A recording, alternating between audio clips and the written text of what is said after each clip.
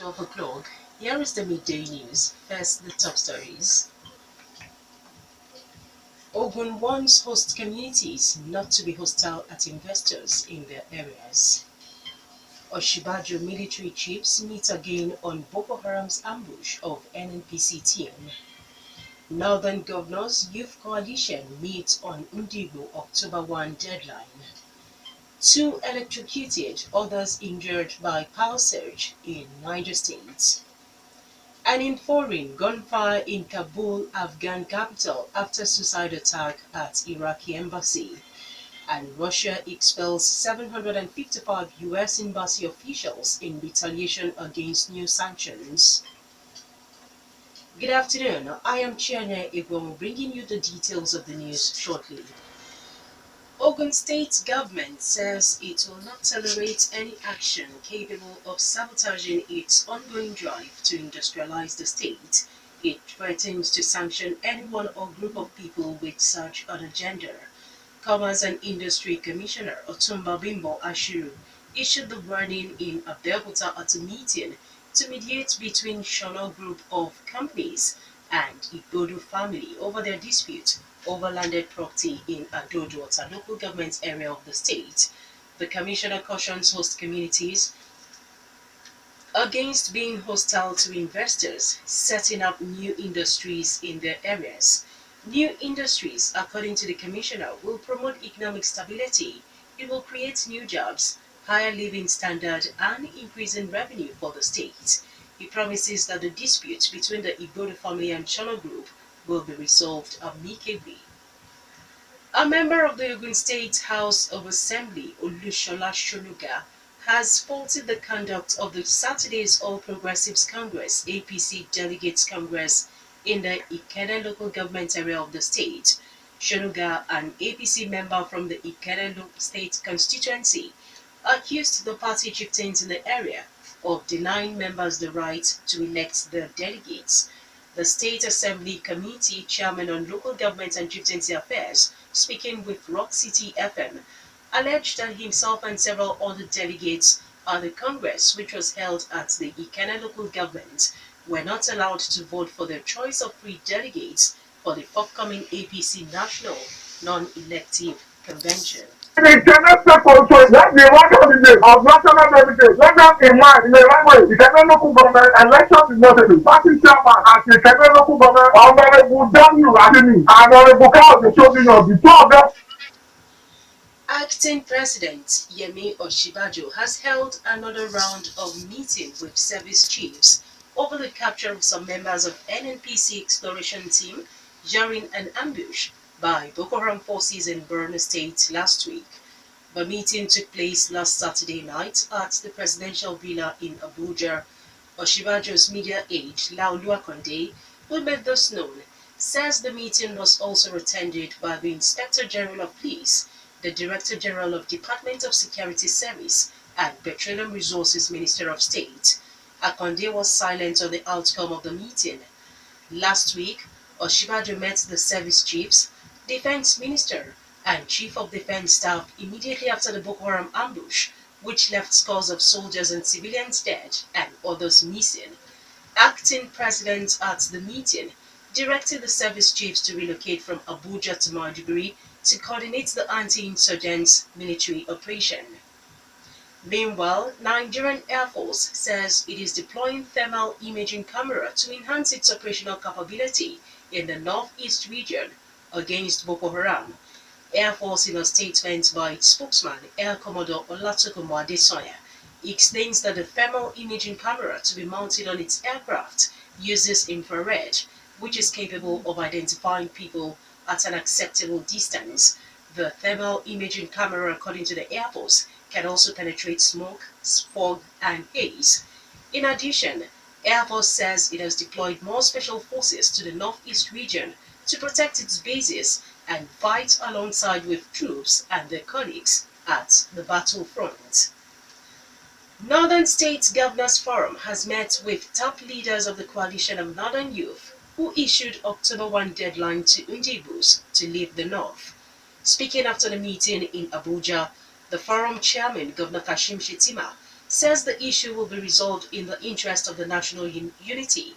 As governors, Shetima says the forum cannot take chance on a potential violence that may be hijacked by other groups to cause confusion, while asking Southeast governors to launch a similar initiative in their axis. The Youth Coalition spokesman Abdulaziz Suleiman says they will consult widely on the FREF while welcoming the intervention of the northern governors on the issue. The coalition issued the FREF last June 25 in a reaction to the increasing agitation for Biafra. Former Governor Orji Uzor has asked Ndigbo to shelve their agitation for Biafra, saying it's not feasible for now. Besides, the former governor says instead of breaking up, Nigeria should consider annexing other African countries. Kalu, speaking in Lokojarate lecture at the inauguration of Igbo support group for Governor Yahya Bello, explains that to actualize Biafra, Ndigbo must fight for the inclusion of referendum in the amended 1999 constitution. For now, Kalu asks Ndigbo to channel the energy towards producing Nigeria's president, which to him is feasible if they align properly and seek strategic partnership of other interest groups and power blocs. The airlifting of Nigeria's intending pilgrims to this year's Hajj in Saudi Arabia has begun. The first batch of pilgrims were airlifted from Nnamdi Azikiwe International Airport, Abuja, aboard Fly Nice airline for Medina. Inaugurating the exercise on Sunday afternoon, Acting President Yemi Osinbajo urges the pilgrims to be good ambassadors of Nigeria. Chairman of National Hajj Commission of Nigeria, Alhaji Abdullahi Mukhtar, says about 79,000 prospective pilgrims registered for this year's Hajj. The number of registered intending pilgrims is far below 95,000 slots that Saudi authorities allocated to Nigeria. Power surge has electrocuted 2 persons and injured several others in the Boso local government area of Niger State. Director General of the State Emergency Management Agency, Ibrahim Inga, says the incident occurred at Egwuonwu on Sunday, following a surge of power from the contact between a 33 kV power line and distribution line in the area. He identified those killed as 8-year-old Ayomide Michael and a middle-aged man, Mohammed Tetengi. Inga says those killed had been buried, while those injured are receiving treatment at the Mina General Hospital. You're still listening to the Midday News on Rock City 101.9 FM. Up next, we bring you foreign, business and sports news. Please do stay with us. Now in foreign, Afghan police say a suicide attack has taken place outside the Iraqi embassy in the capital, Kabul. Gunfire was heard following several explosions in the central Shanor neighborhood. A gun battle is said to be underway and civilians are being evacuated from the area. Kabul has seen a number of deadly attacks this year, and that has blamed it on the Taliban or so-called Islamic State. According to the United Nations, the country has seen at least 1,662 civilian deaths in the first half of the year, with about 20% of those in the capital. Last Monday, a suicide car bomb killed at least 30 people in a mainly shared district of Kabul. On 31st May, a huge bombing in the center of the city killed more than 150 people. Russian President Vladimir Putin has announced that 755 staff must leave U.S. diplomatic missions in retaliation for new U.S. sanctions against Russia. Russia has also said it is ceasing holiday practice at a warehouse used by U.S. diplomats. In December, the Obama administration ordered the seizure of 2 Russian diplomatic compounds and expelled 35 Russian diplomats in response to alleged hacking of the U.S. Democratic Party and Hillary Clinton's campaign. The decision to expel diplomats was made on Friday, but Mr. Putin has now confirmed the number who must go by 1st September. It brings staff levels to 455, the same as Russia's complement in Washington. The US said the move was a regrettable and uncalled for act, while Mr. Putin did strike a conciliatory note saying he did not want to impose more measures, but also said he could not set ties changing anytime soon.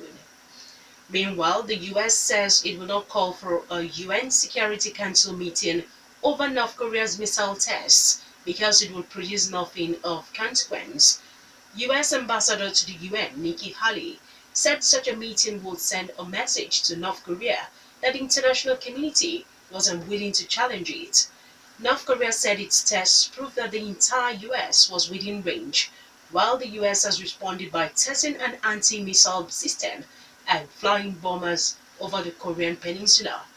On Monday, Japanese Prime Minister Shinzo Abe said he has spoken to US President Donald Trump and they agreed on the need for further action on North Korea given its most recent missile test on Friday. Next is the business news.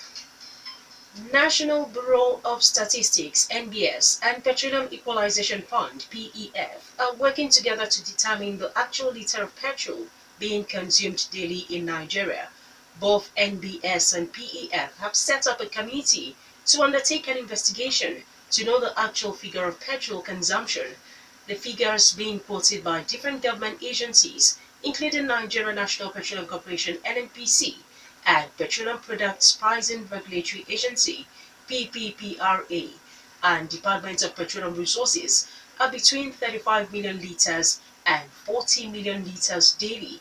Statistician General of the Federation, Dr. Yemi Kale, who heads NBS, explains that the investigation will obtain the actual data on petrol consumption in Nigeria, adding that the data will assist in planning ahead for rising consumption.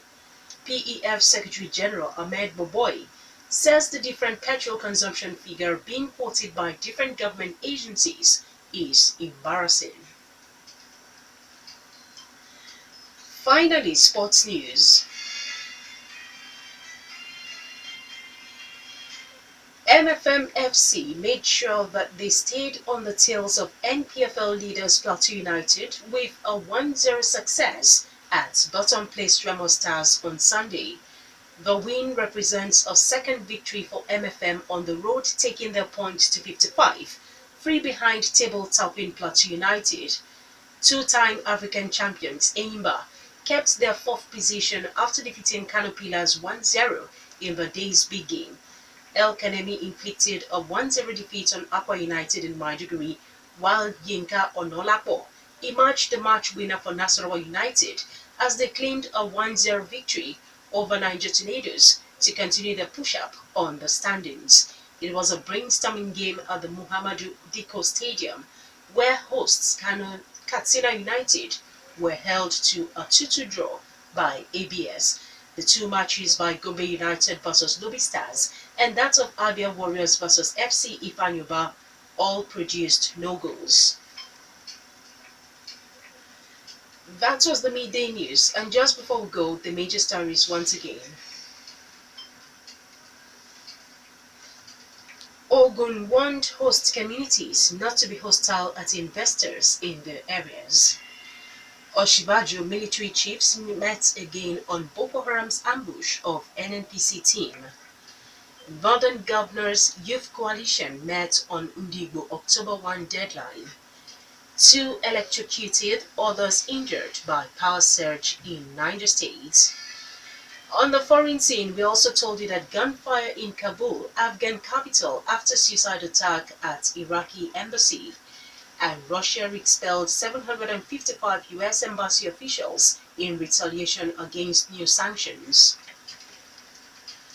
For more stories and to listen to us live, please log on to our website www.rockcityfmradio.com/live. Thank you very much for listening. I am Chienye. Good afternoon.